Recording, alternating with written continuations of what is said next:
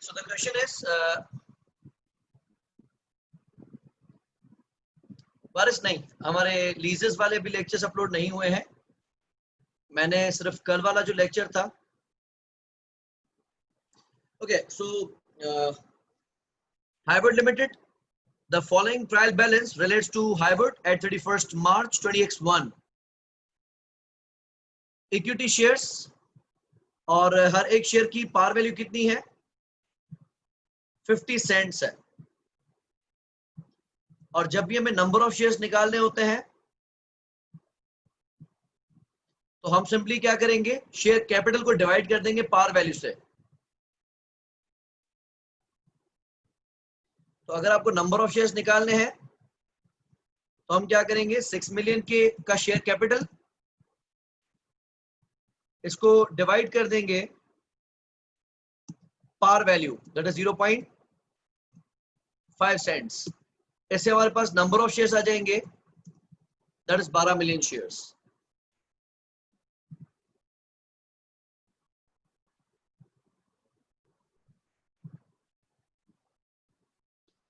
ठीक है. उसके बाद कह रहा है रिटेन अर्निंग्स. रिटेन अर्निंग्स की वैल्यू कब की है? 1 अप्रैल 20x0 की, और हम आज खड़े हैं 31 मार्च 20x1 पे. तो एक साल पुरानी वैल्यूज हैं. इन रिटेन अर्निंग्स में हमें इस साल के प्रॉफिट्स ऐड करने हैं और जो डिविडेंड्स वगैरह हमने पे किए हैं तो वो माइनस करने हैं. फिर उसके बाद आ रहे हैं 8% convertible loan note, 30 million. Convertible loan note का आपको पता होता है, इसको हम कहते हैं हाइब्रिड. हाइब्रिड यानी कंपाउंड इंस्ट्रूमेंट्स. इस 30 मिलियन में एक हिस्सा लायबिलिटी माना जाएगा और दूसरा हिस्सा इक्विटी माना जाएगा. कॉमनली इन क्वेश्चंस में ये प्रॉब्लम करता है कि पूरी की पूरी प्रोसीड्स को वो लायबिलिटी मान देता है, हमें इसको तोड़ना पड़ेगा. आगे है property at cost to 20W5. आज हम कहां पे खड़े हैं? 20x. क्या आप काउंट कर सकते हैं कि प्रॉपर्टी को खरीदे हुए हमें कितना अरसा हुआ है? W5 है. हाँ, प्रॉपर्टी को खरीदे हुए आज तक कितना अरसा गुजर चुका है?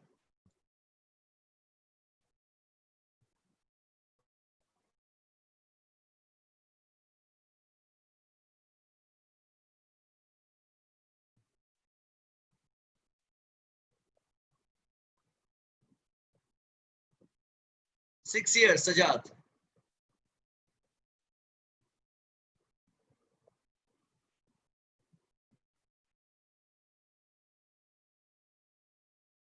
W7, W8, W9.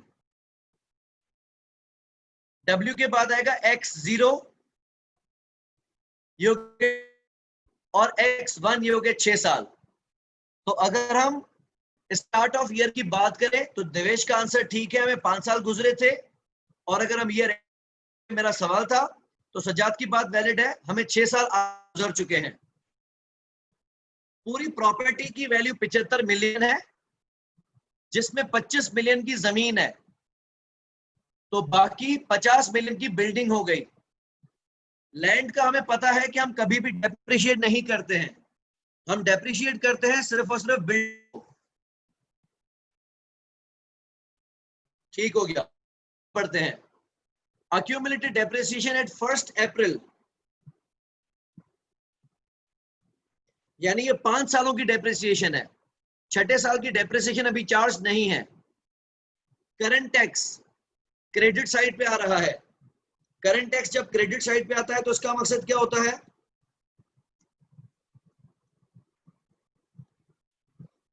कि ये ओवर प्रोवाइडेड है.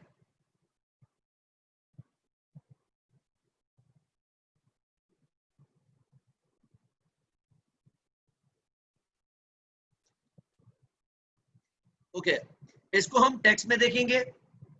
उसके अलावा डेफर टैक्स क्रेडिट पे है, यानी डेफर टैक्स लायबिलिटी है. इन्वेंट्री कब की है? 4 अप्रैल की, ये कैसी अजीब सी डेट है।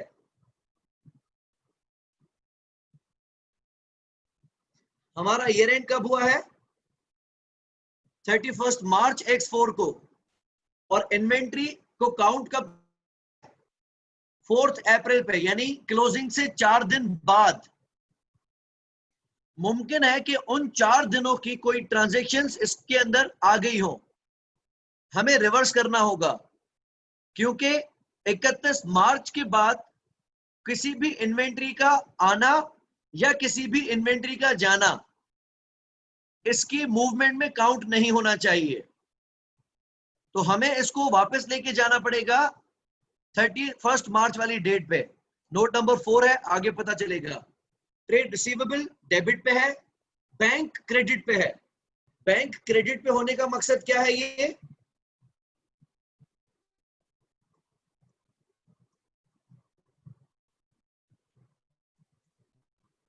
ये बैंक ओवरड्राफ्ट है,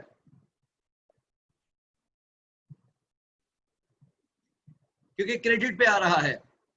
ट्रेड पेएबल्स क्रेडिट पे है, रेवेन्यू क्रेडिट पे है, कॉस्ट ऑफ सेल डेबिट पे है, डिस्ट्रीब्यूशन कॉस्ट डेबिट पे है, एडमिन एक्सपेंसेस डेबिट पे है, लोन नोट ये वो इंटरेस्ट है जो आपने पे किया हुआ है। Loan note interest paid debit पे है। दोनों साइड्स बैलेंस है। अब हम नोट्स को सॉल्व करना शुरू करते हैं।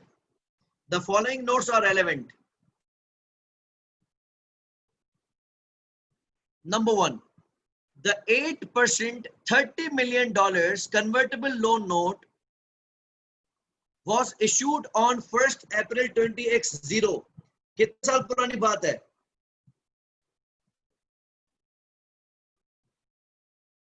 हमने इशू किया था 1st अप्रैल 20X0 पे, और आज हम खड़े हैं 31 मार्च 20X1 पे। दिवेश कह रहा है 1 साल पहले। ठीक हो गया। हमने इसको 1 साल पहले इशू किया था एट पार। कितने पे इशू किया था?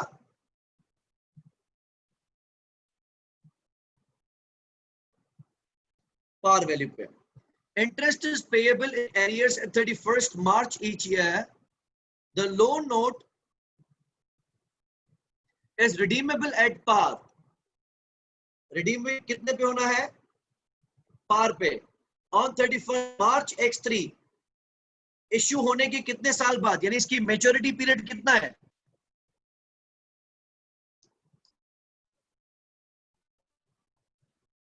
फर्स्ट अप्रैल X0 पे इश्यू में है, 31 मार्च X3 पे रिडीम हो गए। टोटल मेच्योरिटी हो गई शारिक के बकौल 3 साल की। ठीक हो गया जवेरिया, 3 साल। अच्छा, अब या तो ये रिडीमेबल है या फिर ये कन्वर्टेबल है into equity shares at the option of the loan note holders on the basis of 30 years for each $100 loan note. Highwood's finance director has calculated that to issue an equivalent loan note without the conversion right, it would have paid an interest rate of 10% per annum। यानी अगर इसमें conversion option ना होता तो 10% का interest होता। क्या ख्याल है, पूरे के पूरे 30 मिलियन को लायबिलिटी मान लें?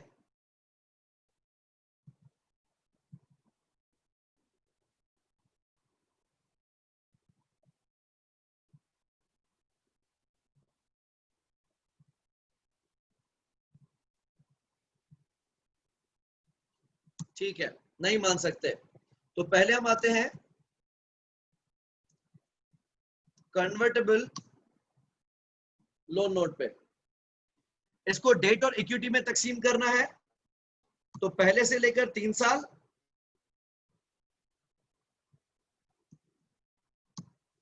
और ईयर 3। पहले हम रखते हैं कॉन्ट्रेक्चुअल कैश फ्लोज।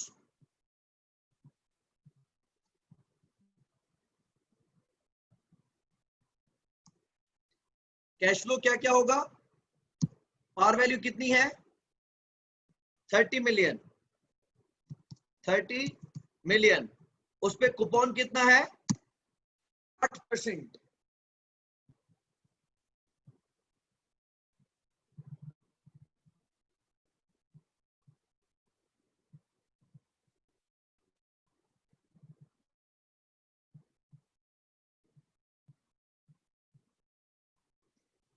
और तीसरे साल में क्या मिलेगा? Redeemable at par value. Par value कितनी है? 30 मिलियन। डिस्काउंट कितने पे करेंगे? 10% पे।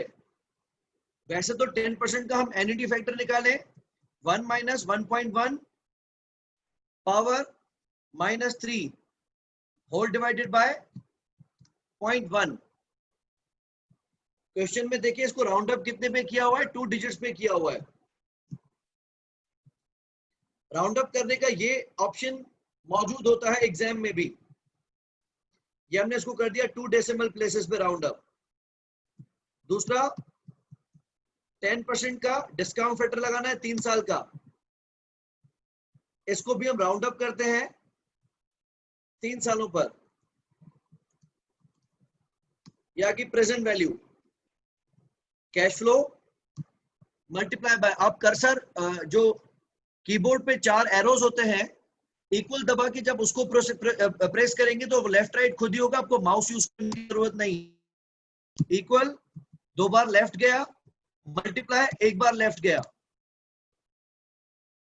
अब हम करेंगे सम, तो इक्वल सम दिया, ब्रैकेट दिया, इन दोनों को सिलेक्ट किया। माउस से करते कीबोर्ड से करेंगे, आपकी मर्जी है। राउंड अप करते हैं इसको सिंगल डेसिमल प्लेसेस पे। जो प्रेजेंट वैल्यू आती है उसको हम कहते हैं डेट कंपोनेंट। जो नेगेटिव एनपीवी आती है उसको हम कहते हैं इक्विटी कंपोनेंट। प्रोसीड्स कितनी है? 30 मिलियन। तो हम यहां पे रखेंगे 30 मिलियन में से माइनस डेट कंपोनेंट। याद रहे एक्सेल में सम का तो फॉर्मूला है, माइनस का कोई फॉर्मूला नहीं है। माइनस माइनस करके ही आता है।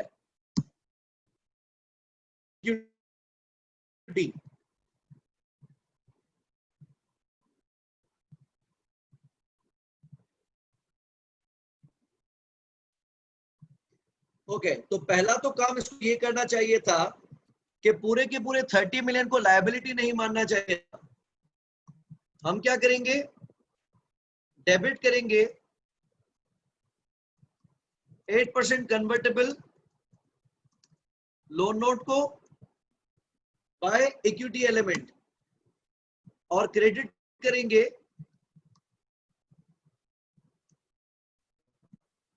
इक्विटी रिजर्व को बाय सेम।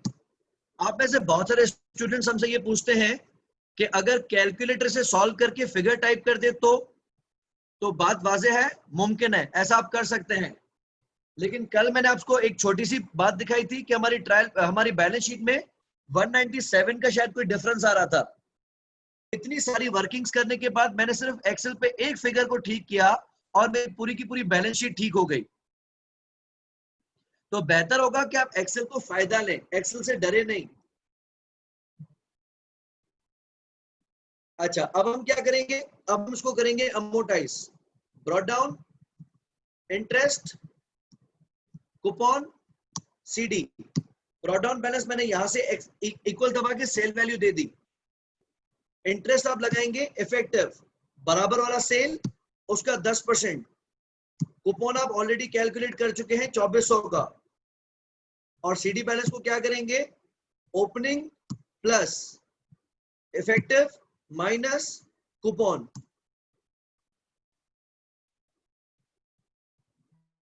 ये आगे हमारी 1 साल बाद की लायबिलिटी।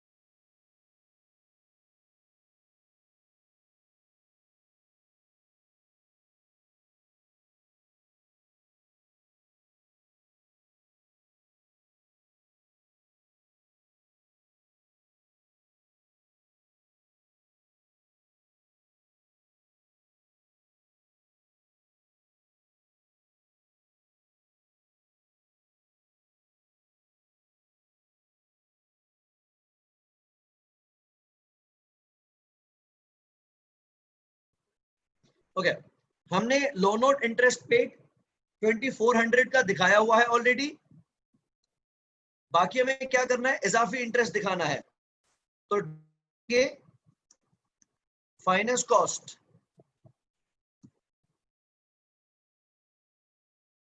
बाय द डिफरेंस और क्रेडिट करेंगे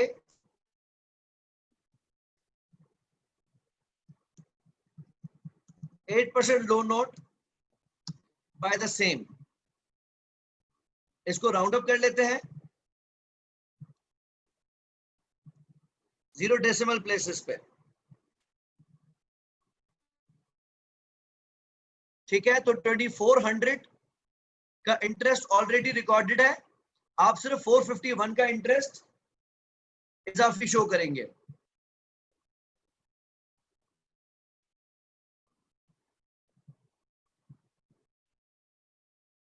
इक्विटी में रहेगा। ये हो गई हमारी एक working.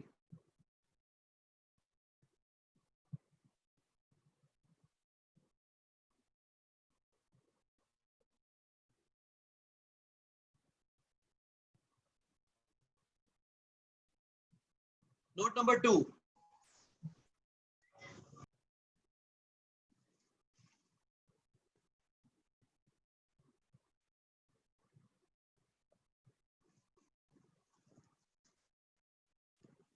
on 1st April 2010, Highwood decided to revalue its property. The market value of the property on this date was $80 million.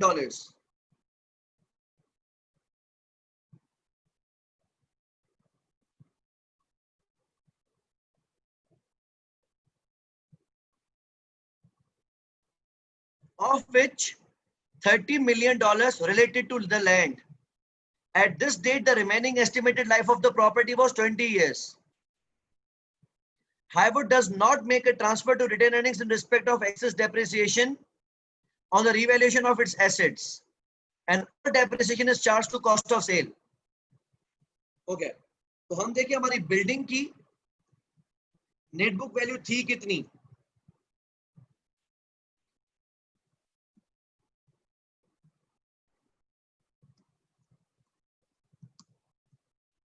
एक हम इस पर रख रहे हैं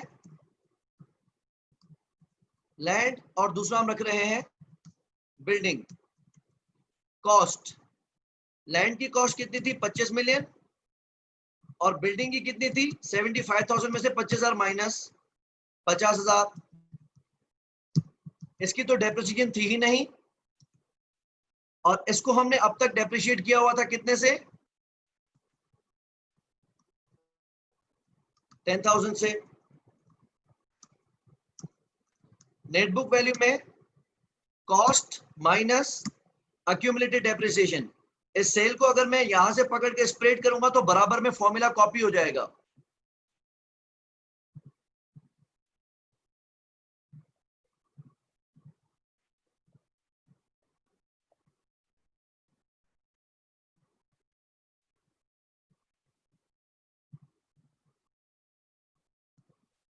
ठीक है, ऐसा ही है।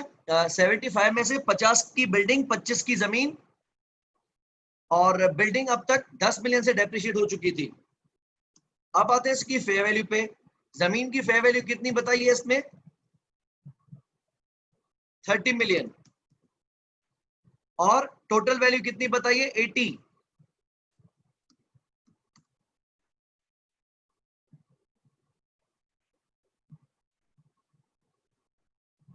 ऐसा ही है।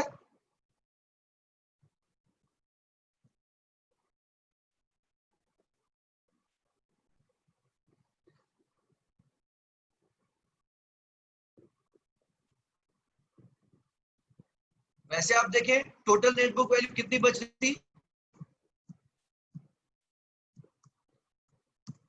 85,000, जबकि फेयर वैल्यू है 80,000। ओके, मैंने माइनस कर दिया। Okay okay okay, fair got it. ठीक है, वो मैंने माइनस कर दी थी। नाइस। सो इट वाज 65 यानी 50 थी। Correct Dinesh, you correct. 40 थी और अब ये 50 पे आ गई यानी 80 है। तो हम देखते हैं दोनों पे हुआ है रिवैल्यूएशन गेन। 30 माइनस 20 हो गया लैंड का, 50 माइनस 10, तो 80 में से 65 गया, टोटल 15,000 का हमें रिवैल्यूएशन गेन हुआ है। रिवैल्यूएशन गेन हम रिकॉर्ड किस तरीके से करेंगे? सबसे पहले डेबिट करेंगे एक्यूमुलेटेड डेप्रिसिएशन जो कि थी 10,000 की,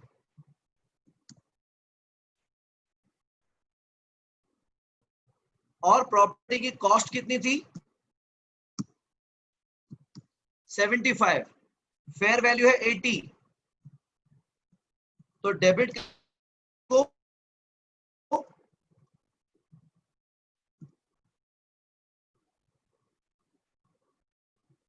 80 माइनस 75 से 15,000 से, और क्रेडिट करेंगे रिवैल्यूएशन सरप्लस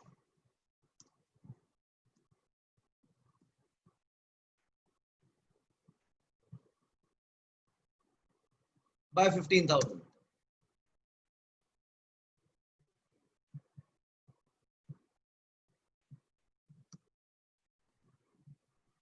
अच्छा, अब हमने चार्ज करनी है डेप्रिसिएशन। वो चार्ज करेंगे फेयर वैल्यू के बेसिस पे। वजह क्योंकि देखो डेप्रिसिएशन हुई कब है, हमने इसको रीवैल्यू किया है 1 अप्रैल पे, तो इस साल जो डेप्रिसिएशन चार्ज होगी वो नए हिसाब से होगी। रिमेनिंग लाइफ कितनी बताई थी? 20 years.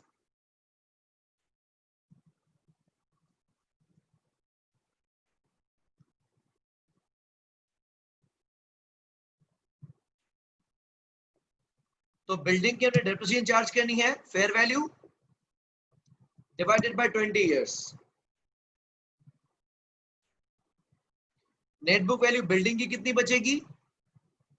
Fair value minus depreciation.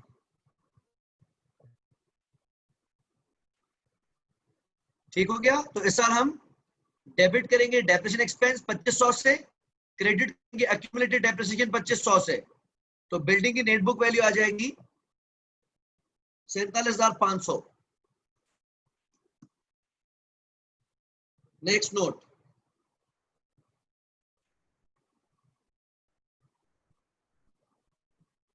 current tax represents the under or over provision of tax liability for the year ended 31st March 2080। अच्छा, अब टैक्स चार्ज पे पहले रखते हैं अंडर और ओवर प्रोविजन। बैलेंस देखिए बैलेंस शीट में कहां पे है और कितना है, 800 का है और क्रेडिट पे है, तो डेबिट करेंगे खत्म करने के लिए करंट टैक्स 800 से, क्रेडिट कर देंगे टैक्स चार्ज 800 से। So this was basically over provision. पिछले साल आपने ज्यादा प्रोवाइड करके रखा हुआ था। अगला क्या सीन है? The required provision for income tax for the year ended 31 March 2021 is $19.4 million। दूसरा हम रिकॉर्ड करेंगे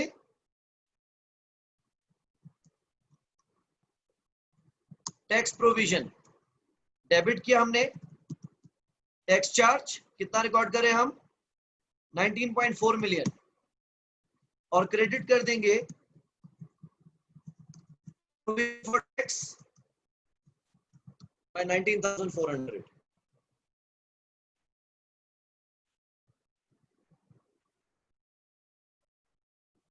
ये हो गई दो चीजें।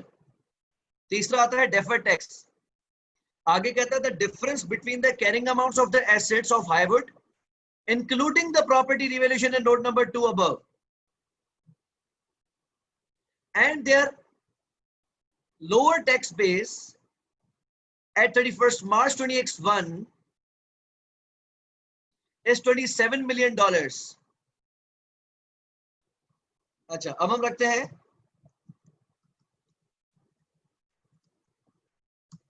Deferred tax. पहले हम कैलकुलेट करते हैं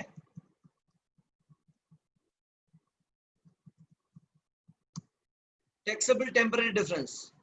क्वेश्चन में कितना बताया हुआ है कि कैरिंग वैल्यू ज्यादा है और लोअर टैक्स बेस कम है। जब भी एसेट की कैरिंग वैल्यू टैक्स बेस से ज्यादा होगी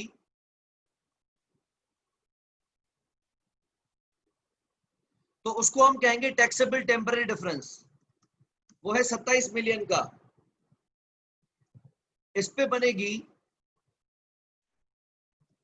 डेफर्ड टैक्स लायबिलिटी। इसमें हम लगाएंगे टैक्स रेट। टैक्स रेट कितना परसेंट है? 25% है। तो साल के आखिर की हमारी डेफर्ड टैक्स लायबिलिटी ये है।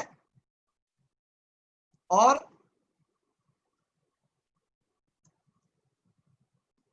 As per trial balance question में कितनी गिवन है?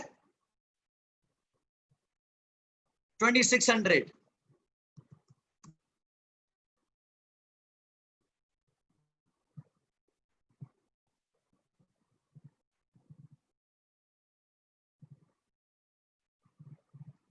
तो हम देख रहे हैं टैक्स लायबिलिटी बड़ी है। आपको समझाने के लिए अगर मैं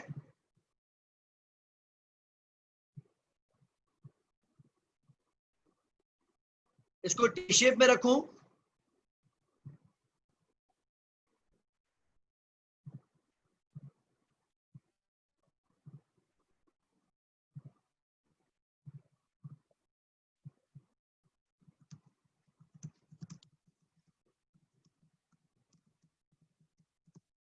तो यहां पे आ गया हमारा ब्रॉड डाउन बैलेंस।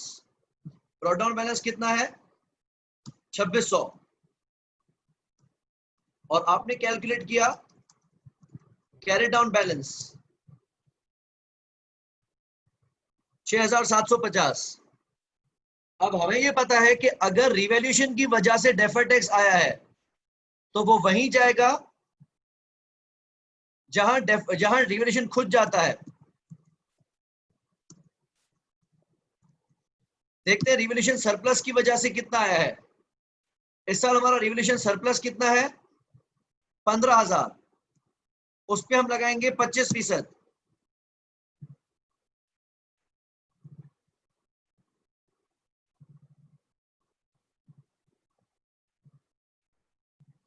तो क्रेडिट साइड पे हमारा बैलेंस है 6750।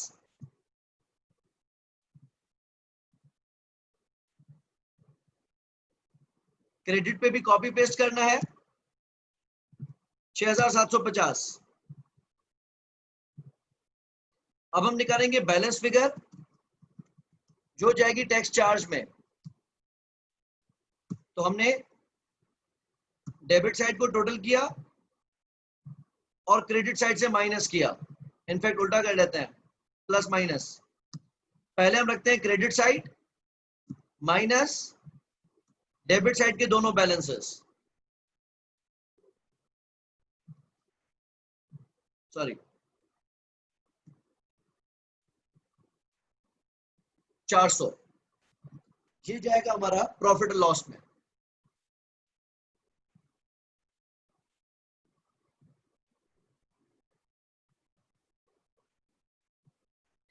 अब हम देखते हैं हमारे प्रॉफिट लॉस में क्या क्या जाएगा।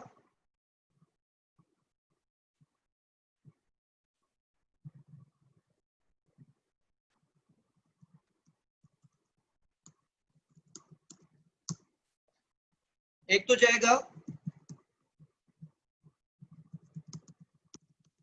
Provision for tax. इस साल हमने प्रोविजन फॉर टैक्स कितना बनाया है? 19,400। माइनस करेंगे ओवर प्रोविजन को। ओवर प्रोविजन कितना हुआ है?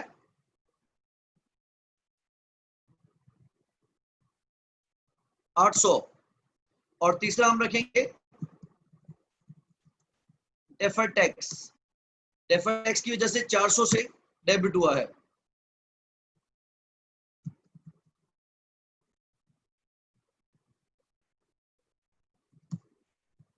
इस साल प्रॉफिट में टैक्स चार्ज आएगा 19,000।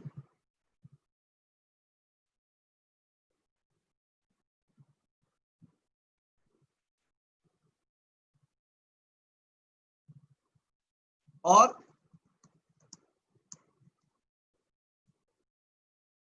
अदर कॉम्प्रिहेंसिव इनकम में जाएगा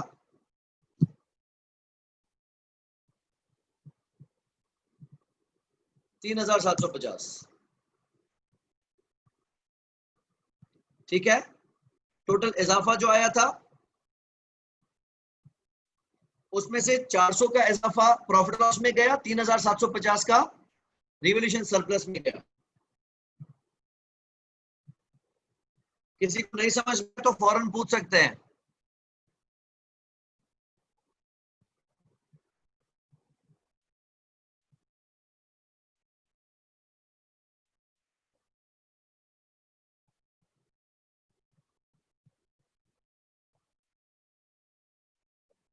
note number 4, the inventory of Highwood was not counted until 4th April 2021 due to operational reasons. At this date, its value at cost was $36 million, and this figure has been used in the cost of sales calculation above. Trial balance में देख सकते हैं हमारी inventory की value कितनी है, 36 million, लेकिन ये 31 मार्च की नहीं है, ये 4 अप्रैल की है। रिवर्स करेंगे, between the year and of 31st March 2021 and 4th April, यानी 4-5 दिनों में Highwood received a delivery of goods at cost of $2.7 million. Inventory को रिवर्स करते हैं।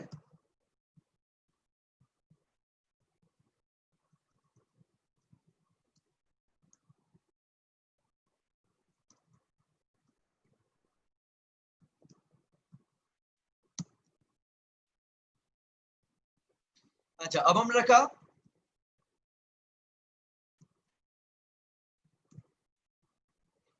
एज एट 4th अप्रैल 2021, 4 दिनों के बाद हमारे पास इन्वेंट्री कितनी थी, 36 मिलियन। आपने इन 4 दिनों में 27 लाख रुपए की गुड्स की डिलीवरी रिसीव की है। क्या ये 27 लाख की इन्वेंट्री ईयर एंड में शामिल होनी चाहिए?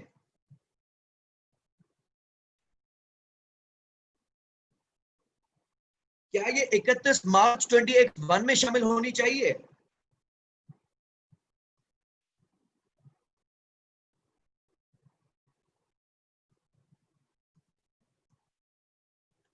नहीं होनी चाहिए, लेकिन में वो इन्वेंट्री काउंटेड है।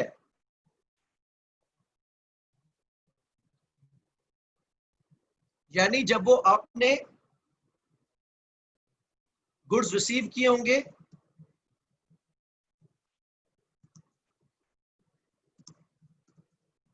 तो इसमें शामिल हो गए होंगे। हम इसमें से माइनस करते हैं पोस्ट ईयर एंड परचेजेस। कितनी परचेज की है, 27 लाख की। हमारा मानना यह है कि ये इसमें शामिल नहीं होनी चाहिए। उसके अलावा and made sales of $7.8 million at a markup on cost of 30%. 7.8 million की इन्वेंट्री नहीं थी, 7.8 मिलियन तो सेल है, इसमें 30% का मार्कअप शामिल है। ये इन्वेंट्री जो निकली हुई है ये बाद के 4 दिन की निकली हुई है। 31 मार्च पे ये इन्वेंट्री आप ही के पास थी, तो ये आप ही की इन्वेंट्री में काउंट होनी चाहिए।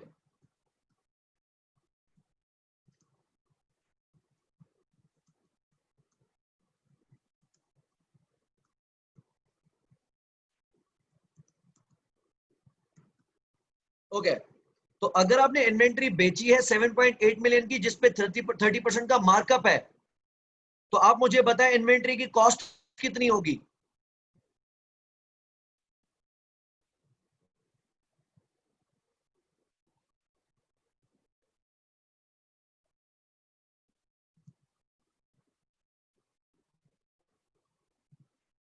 सेल कितनी है?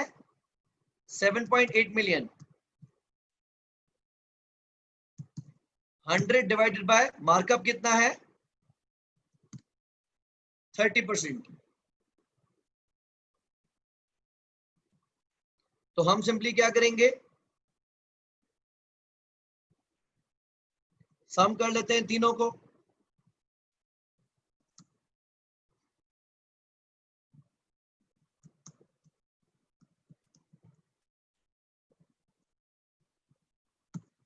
तो हमारी इन्वेंट्री जो 31 मार्च पे थी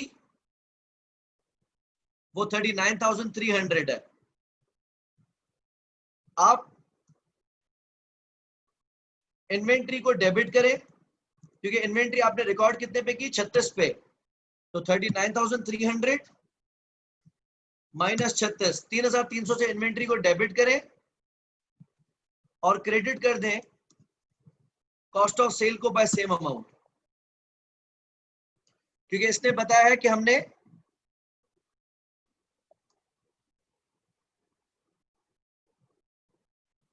कॉस्ट ऑफ सेल में यही फिगर ली है। अच्छा, आप आगे का इंपॉर्टेंट एरिया पढ़ें।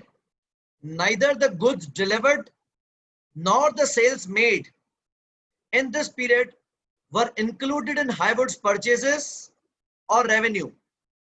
यानी ये 7.8 मिलियन हमारे रेवेन्यू में शामिल नहीं है और ये 2.7 मिलियन हमारी परचेसेस में शामिल नहीं है।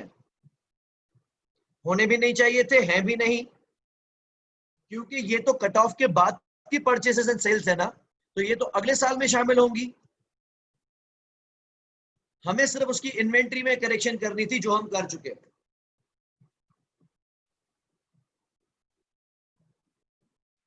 लास्ट नोट,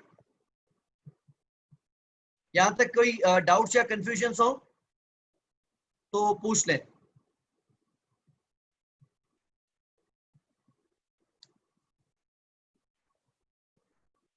काम की चीज, ऑन 31 मार्च X1, बिल्कुल साल के आखिरी दिन पे, हाईवुड फैक्टर्ड, फैक्टरिंग मैंने आपको मिसाल बताई थी, फैक्टरिंग हम किसको कहते हैं? Sold it's trade receivables with a book value of $10 million. हमारे रिसीवेबल्स की बुक वैल्यू कितनी थी? $10 मिलियन थी। सेल हमने किसको कर दिया? इजी फाइनेंस को। Highwood received an immediate payment of $8.7 million. 10 million की चीज के आपको मिले कितने हैं?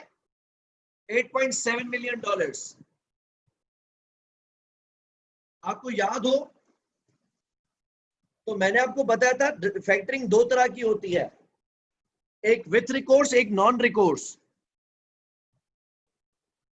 नॉन रिकोर्स में बैड डेट्स का रिस्क फैक्टरिंग कंपनी के पास चला जाता है। अच्छा, आगे क्या सीन है? Highwood received an immediate payment of $8.7 million and will pay Easy Finance 2% per month on any uncollected balances.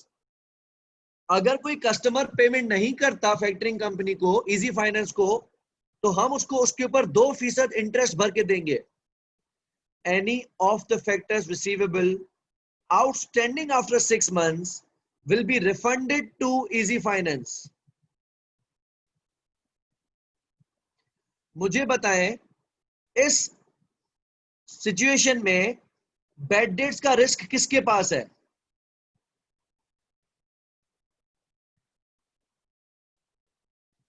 आराम से पढ़ें इसको और बताएं कि अगर बैड डेट्स हो गए तो नुकसान कौन भरेगा, हाईवुड या easy finance?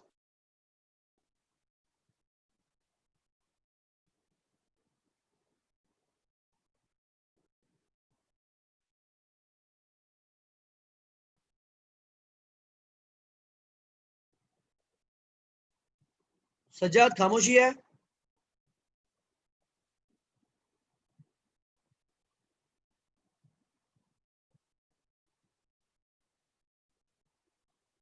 Okay, so clear है। पहली बात तो हमने यहां पे वाजे कर दिया कि any of the factors receivable outstanding after 6 months will be refunded to Easy Finance. तो बैड डेट्स का रिस्क ट्रांसफर नहीं हुआ। रिसीवेबल का रिस्क एंड रिवॉर्ड किसके पास है? हाईवुड के पास। तो क्या हाईवुड को रिसीवेबल डीरिकॉग्नाइज करना चाहिए?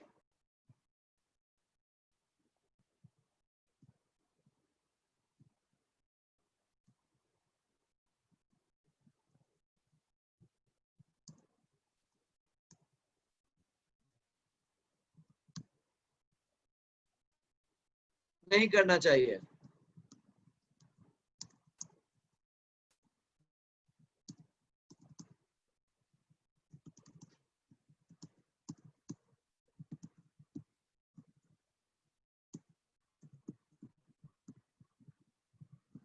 तो जो पैसे मिले वो किस चीज के हैं? अगर रिसीवेबल बेचने के पैसे नहीं है तो पैसे किस चीज के हैं?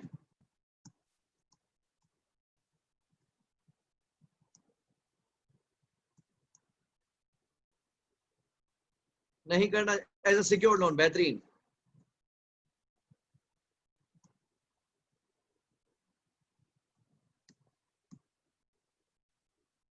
ठीक है, तो इसको क्या करना चाहिए था? इसको रिसीवेबल के साथ कोई छेड़छाड़ नहीं करनी चाहिए थी, सिर्फ जो पैसे मिले हैं उसको सिक्योर्ड लोन करके ट्रीट करना चाहिए था। देखते हैं भाईजान ने किया क्या है। Highwood has de-recognized the receivables and charged $1.3 million to admin expense. देखिए उसने किया क्या है, डेबिट कर दिया कैश, डेबिट कर दिया एडमिन एक्सपेंस। पैसे कितने मिले? 8,700। नहीं, कितने मिले? 1,300। और क्रेडिट कर दिए इसने रिसीवेबल्स पूरे 10,000 से। हमारा ये मानना है कि रिसीवेबल डीरिकॉग्नाइज नहीं होना चाहिए था, तो हम इसको ठीक करेंगे। डेबिट कैश किया है वो तो ठीक है, हम रिसीवेबल्स को वापस अपने मुकाम पे लेके आते हैं। डेबिट कर दिया हमने रिसीवेबल्स, हम उसको कहते हैं बेटा तुम वापस आओ, तुम गए नहीं हो।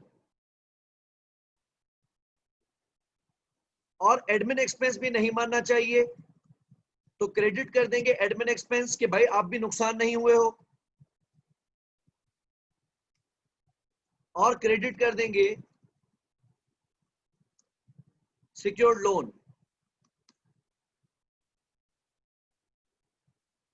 अभी इस पे इंटरेस्ट कितना ड्यू हो चुका होगा?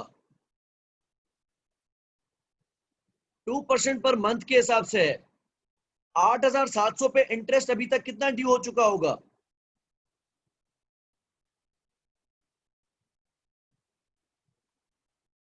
ओके, क्योंकि ये लोन हमने 31 मार्च पे ही लिया है, तो अभी तक इस पे इंटरेस्ट अक्रू कोई भी नहीं हुआ। बिलफर्ज अगर इस बात को एक महीना भी गुजरा होता तो हम 2% पर मंथ का एक महीने का इंटरेस्ट इस पे चार्ज कर चुके होते। ठीक है, तो एक करेक्शन तो हमने कर दी। रिसीवेबल जो उसने डीरिकॉग्नाइज किए थे हम वापस ले आए। एडमिन एक्सपेंस में जो उसने लॉस चार्ज कर दिया था वो हमने वापस रख दिया। सिक्योर लोन जो उसने नहीं दिखाया था हमने लोन दिखा दिया। आगे क्या कहता है? If Highwood had not factored these receivables, it would have made an allowance of $600,000 against them. यानी इन पे $6 लाख का अलाउंस रिकॉर्ड किया हुआ होता। तो कोई बात नहीं, हम कर देते हैं।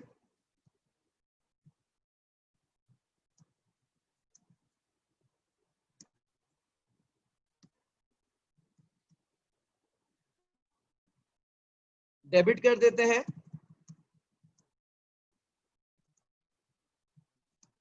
प्रॉफिट और लॉस, कितना लॉस बनाते हैं आप? 6 लाख का ना। क्रेडिट कर देते हैं अलाउंस फॉर डाउटफुल डेट।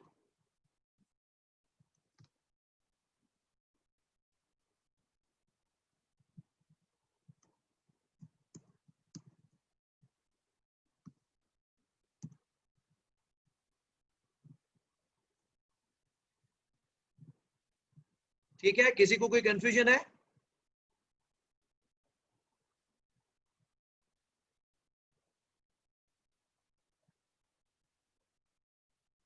बेहतरीन।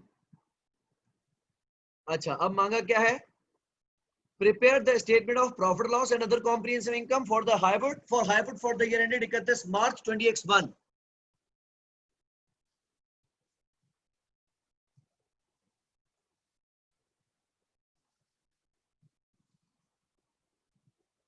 अभी कर लेते हैं।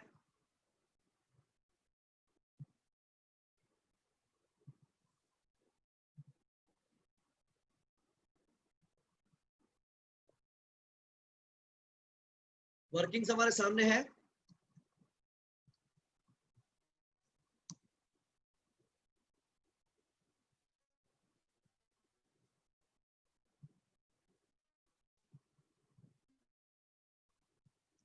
ट्रायल बैलेंस हमारे सामने है। तो पहली बात हम बनाते हैं स्टेटमेंट ऑफ प्रॉफिट और loss and other comprehensive income for year ended 31 March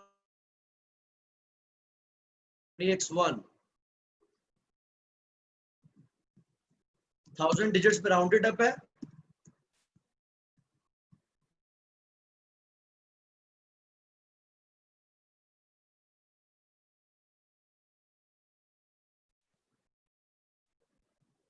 revenue में कोई एडजस्टमेंट थी?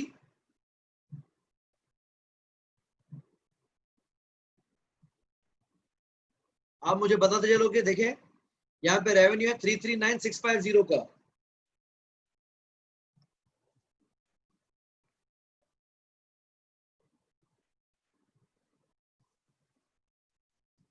नोट्स हमने जितने भी पढ़े हैं, रेवेन्यू में कहीं कोई एडजस्टमेंट नजर नहीं आ रही। तो रेवेन्यू को हम एज इट इज लिख देते हैं 339650।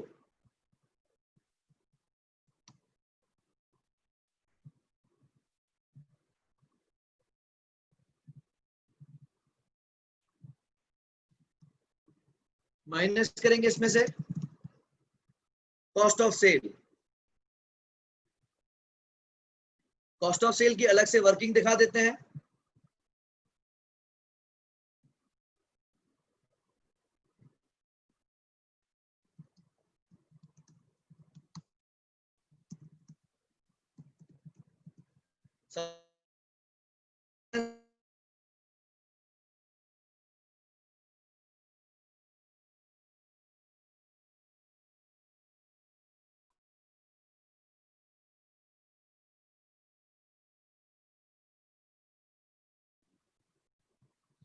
उसके अलावा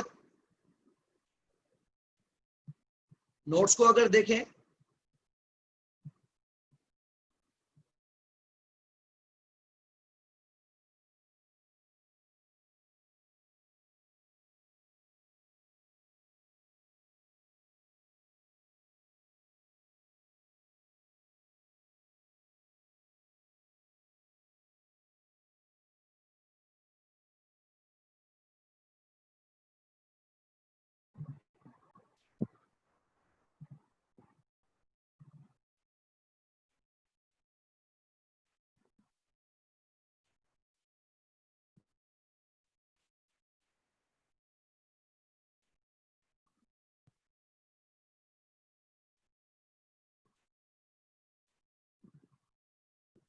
ओके, उसके बाद हम आए थे, डेप्रिसिएशन हमने चार्ज की थी 2500 की।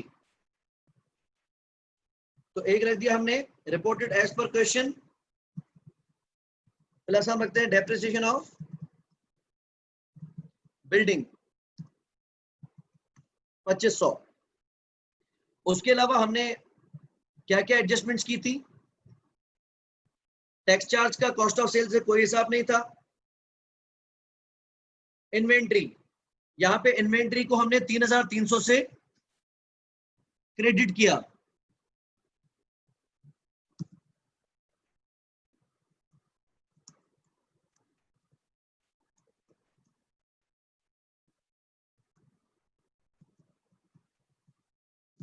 ये हमने कर दिया।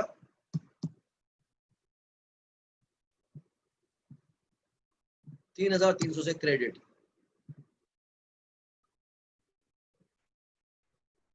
ठीक है, उसके अलावा फैक्टरिंग ऑफ रिसीवेबल्स का कॉस्ट ऑफ सेल पे कोई इंपैक्ट नहीं था। टोटल कर लेते हैं।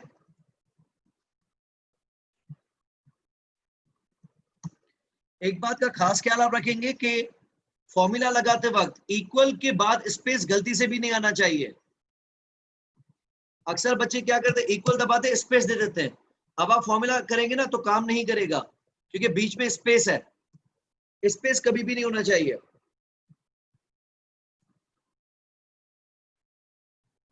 ओके, तो यहां से हम फिगर लेके आ गए सीधा, इक्वल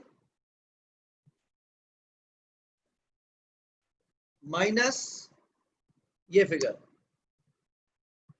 ये आ गया हमारा कॉस्ट ऑफ सेल।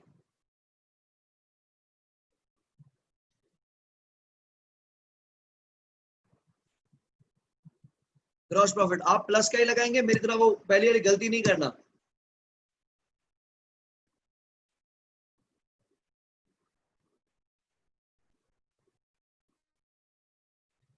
अगला distribution cost.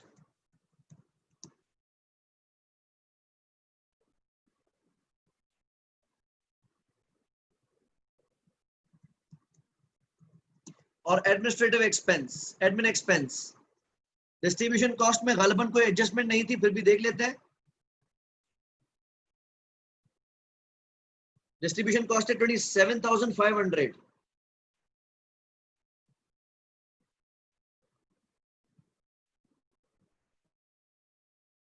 As it is आ गई यहाँ पे 27,000 माइनस में 27,500। एडमिन एक्सपेंस ट्रायल बैलेंस में है 30,700।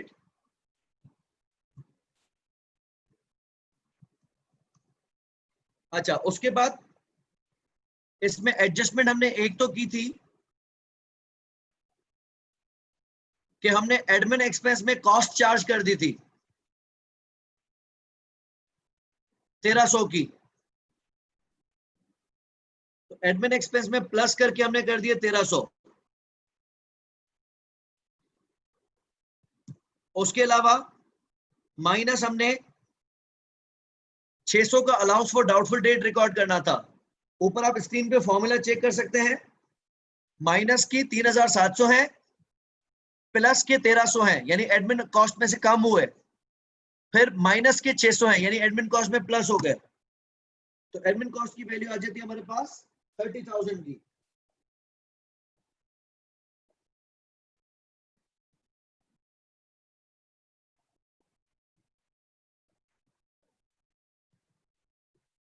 ठीक है, एडमिन कॉस्ट के बाद हमारे ट्रायल बैलेंस में और कोई खास चीज नहीं है। नेक्स्ट है फाइनेंस कॉस्ट। उसमें से 2,400 रिपोर्टेड है। ये हमने किया इक्वल माइनस 2,400, और हमने ये डेबिट किया था फाइनेंस कॉस्ट को, तो माइनस माइनस प्लस करके 451 ये भी डेबिट कर दिए।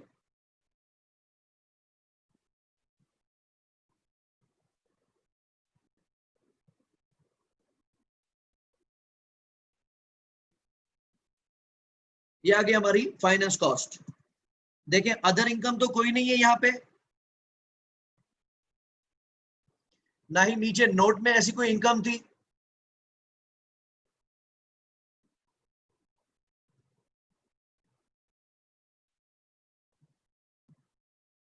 सम करते हैं, याद रखें ऊपर से नहीं आना, जीपी से आना।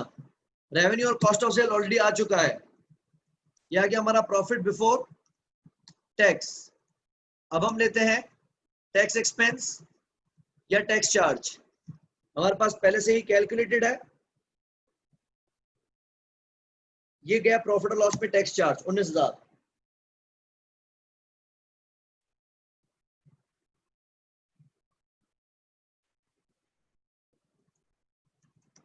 ये आ गया हमारा प्रॉफिट फॉर द ईयर या profit after tax.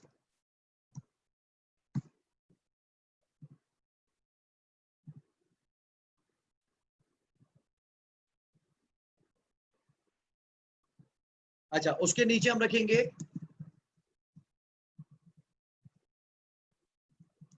Other comprehensive income. याद रहे, अदर कॉम्प्रिहेंसिव इनकम किसको कहा जाता है? वो जो इस साल डायरेक्टली इक्विटी को हिट करेगी। इस साल हमारी एक प्रॉपर्टी रीवैल्यू हुई थी,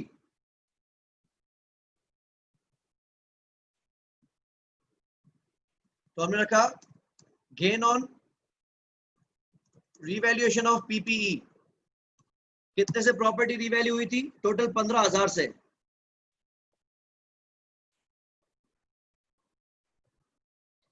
और उसकी वजह से डेफर्ड टैक्स क्रिएट हुआ था,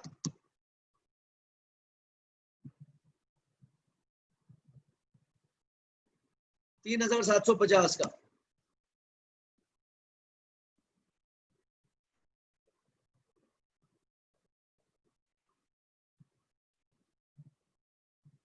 ये आ गया हमारी total other comprehensive income.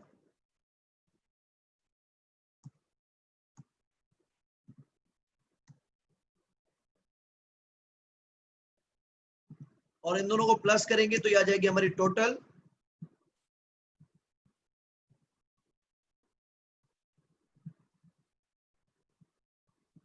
Comprehensive income. इसमें हम क्या करेंगे? प्रॉफिट को प्लस करेंगे और अदर कॉम्प्रिहेंसिव इनकम को प्लस करेंगे, तो करीबन 46,599 या 600 की हमारी बन रही है अदर कॉम्प्रिहेंसिव इनकम।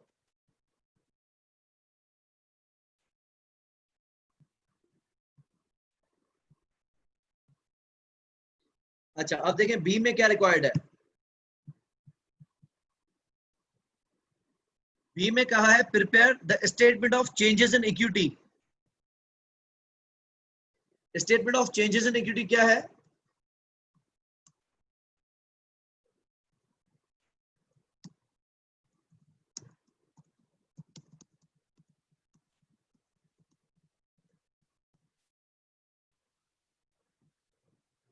ये भी बनेगी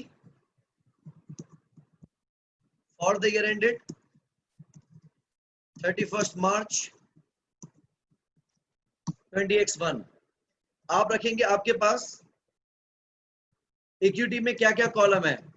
एक हमारे पास शेयर कैपिटल है,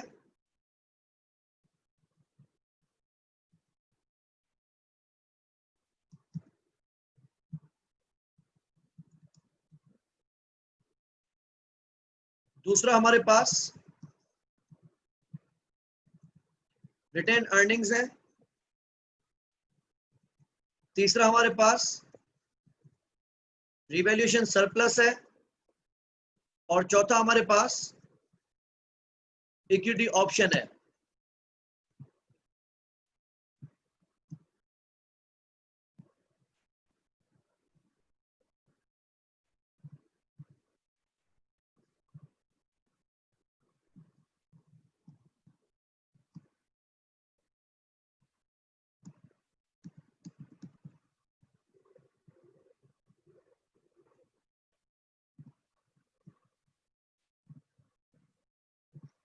अच्छा, इसमें हम रखेंगे पहले ड्रॉडाउन बैलेंस। कि साल के बिगिनिंग में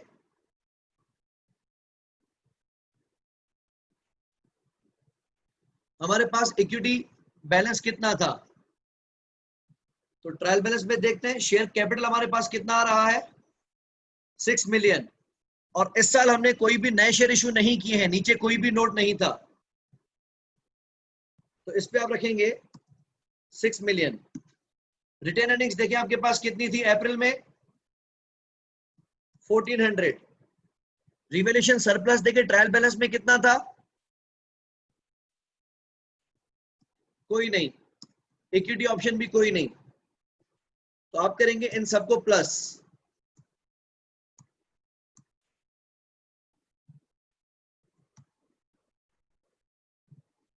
अच्छा, उसके बाद देखेंगे इक्विटी में क्या क्या चेंजेस आए हैं।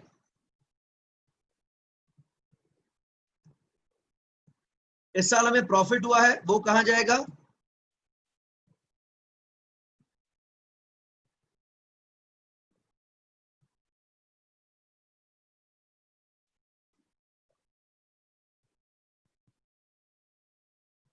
वो आएगा रिटेन अर्निंग्स में, अदर कॉम्प्रिहेंसिव इनकम वो जाएगी सीधा रिवैल्यूएशन सरप्लस में, और कन्वर्टेबल कन्वर्टेबल आएगा सीधा इक्विटी ऑप्शन में। इसका इक्विटी ऑप्शन हमने यहां कैलकुलेट किया था 1492।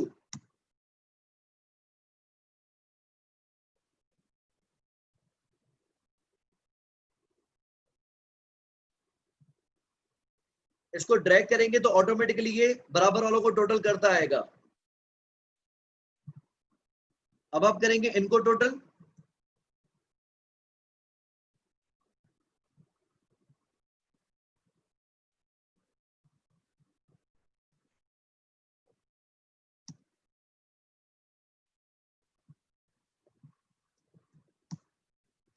और एक बार फॉर्मूला लगा के यहां से ड्रैग मारेंगे तो सबको प्लस कर देगा खुद ही।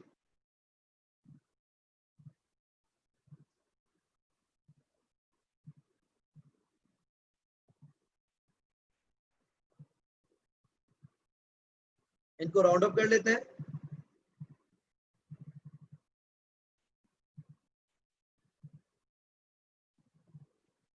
ये फिगर्स हमारी जाएंगी सीधा सीधा इक्विटी में।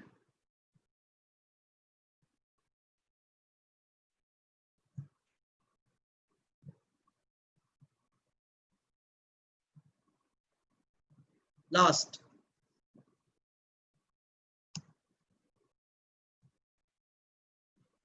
में हमने बनाना है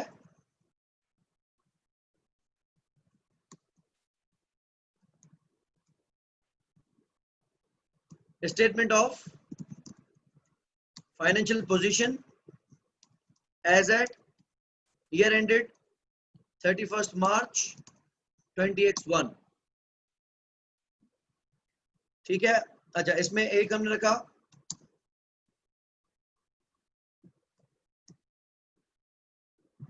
दो सेक्शंस हमने बना दिए। सबसे पहले हम बनाएंगे एसेट्स, और एसेट में बनाएंगे non current assets. Non current assets में बनाएंगे property, plant and equipment.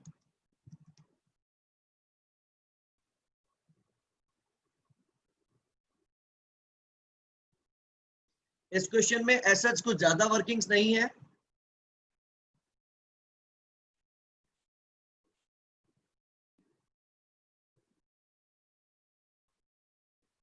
Probably सिर्फ एक ही था।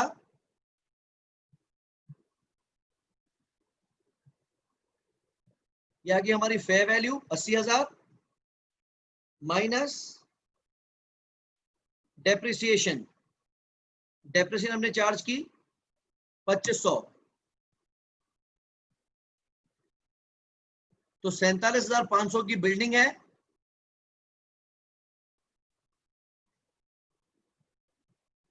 और 30,000 की लैंड है। लैंड एंड बिल्डिंग को हमने प्लस किया, तो ये हमारी थी बिल्डिंग की और ये लैंड की थी हमारी 30,000।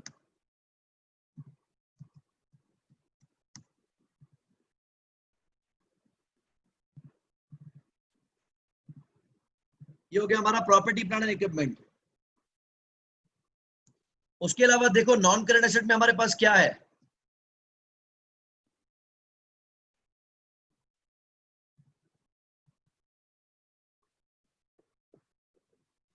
ठीक है, नेक्स्ट हम आ जाते हैं डायरेक्टली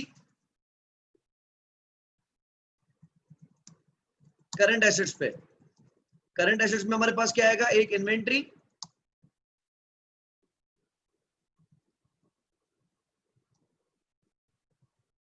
और ट्रेड रिसीवेबल्स।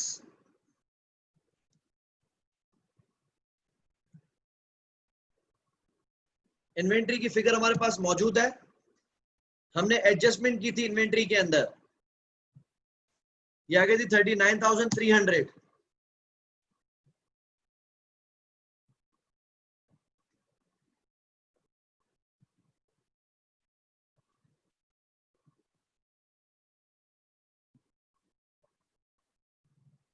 अच्छा, उसके बाद आते हैं रिसीवेबल्स पे। रिसीवेबल्स क्वेश्चन में कितने गिवन है? ट्रेड रिसीवेबल्स है 47,100। इसमें प्लस किए थे हमने वो रिसीवेबल जो डीरेकग्नाइज्ड है 10,000, और माइनस किया था हमने allowance for doubtful debt 600।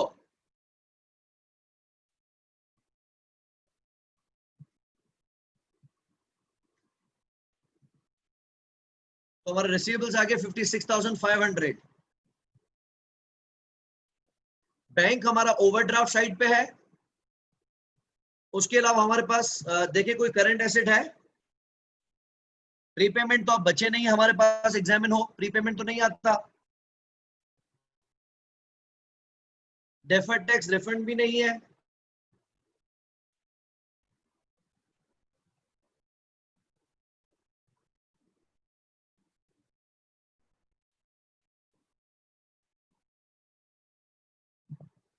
Okay, तो करंट एसेट्स का टोटल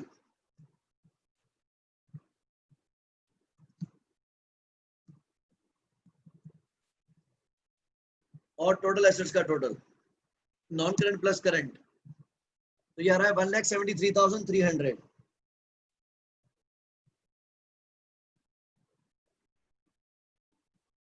इस तरफ आते हैं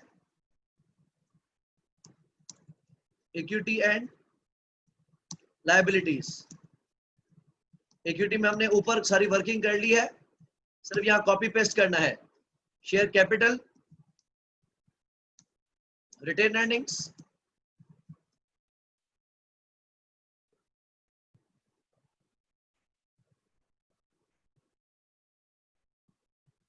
रिवैल्यूएशन सरप्लस,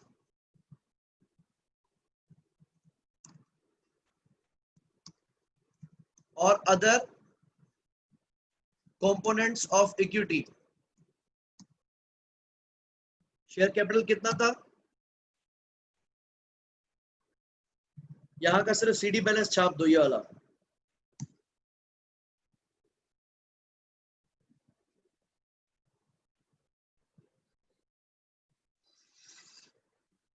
रिटेन अर्निंग्स कितनी है? ये वाला बैलेंस आ गया। रिवैल्यूएशन सरप्लस 11250 और इक्विटी ऑप्शन 1492। इन सब का प्लस भी हमारे पास ऊपर पहले ही मौजूद है, फिर भी कर लेते हैं।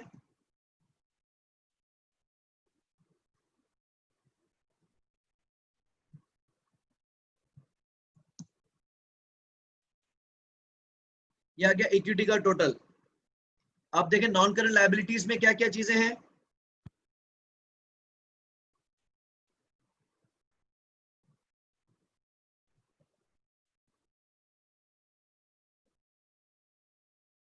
Okay, getting back. एक आ गया हमारे पास नॉन करंट लायबिलिटी में 8% लोन नोट्स है हमारे पास कन्वर्टेबल। दूसरा हमारे पास है डेफर्ड टैक्स लायबिलिटी, बराबर में पड़ी है 6,750 की।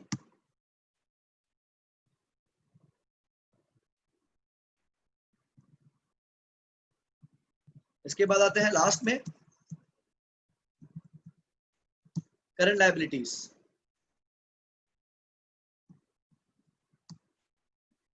करंट लायबिलिटीज में क्या क्या चीजें हैं?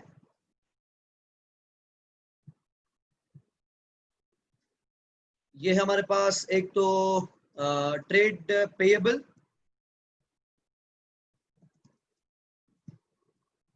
ट्रेड पेएबल में एडजस्टमेंट कोई भी नहीं थी, तो उसमें है 24,500 ट्रेड पेएबल आ गया। उसके अलावा बैंक ओवरड्राफ्ट है,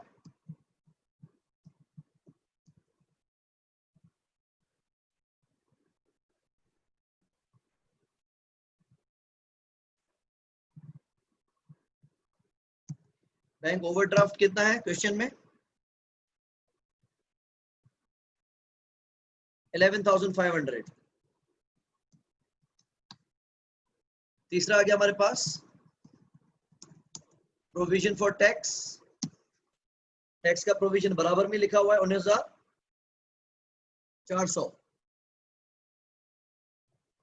और उसके अलावा हमने सिक्योर्ड लोन लिया था इजी फाइनेंस से।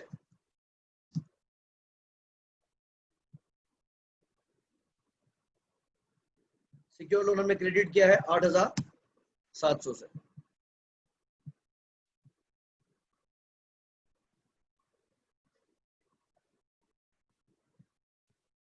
ठीक है, इसके अलावा कोई चीज तो नहीं है?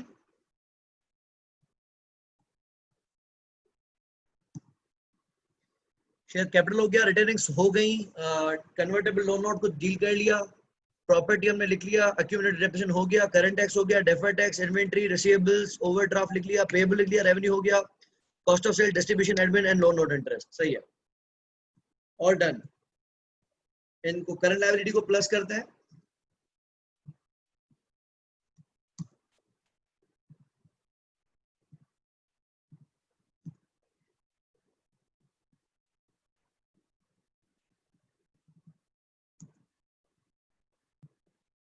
इक्विटी से उठाते हैं, इक्विटी, नॉन करंट लायबिलिटी और करंट लायबिलिटी। 1,72,000, 1,72,849। डिफरेंस कितना है?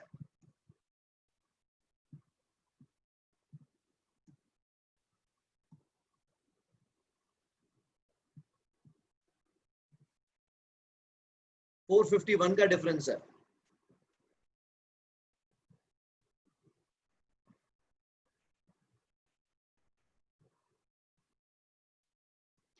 एट % कन्वर्टेबल लोन नोट हमने अमोटाइज लिया है। ईयर एंड बैलेंस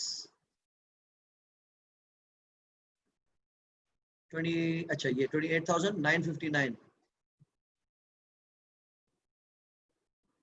20, अच्छा ओके सॉरी, ये हमने ओपनिंग बैलेंस ले लिया है। इसको हमने लेना सीडी बैलेंस अमोटाइज्ड। साल के आखिर में ये बैलेंस बन रहा है 28,959। Okay, so it's balance now.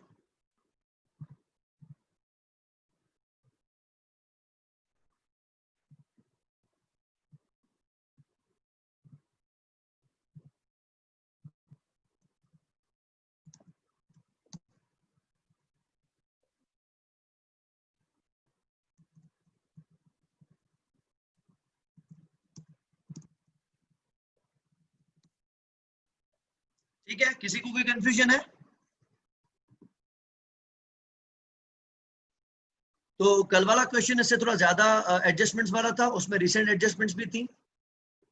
इसमें एडजस्टमेंट्स मुनासिब है, लेकिन एज आई टोल्ड यू कि ये काम करवाने के बाद बर्डन आपके गले में आएगा।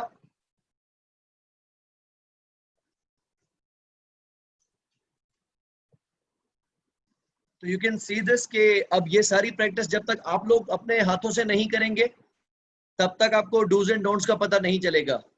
अभी तो आपको बड़ा कंफर्टेबल लग रहा होगा कि इतना इजीली क्वेश्चन हो रहा है, और पहली फुर्सत में आपने टाइम के हवाले से ज्यादा टेंशन नहीं लेनी है। टाइम को हम देख लेंगे। दिवेश, अभी तक एक सेकंड में आपके सामने ही चेक कर लेता हूं। मुझे लगता है अभी रिस्पॉन्स आया नहीं था।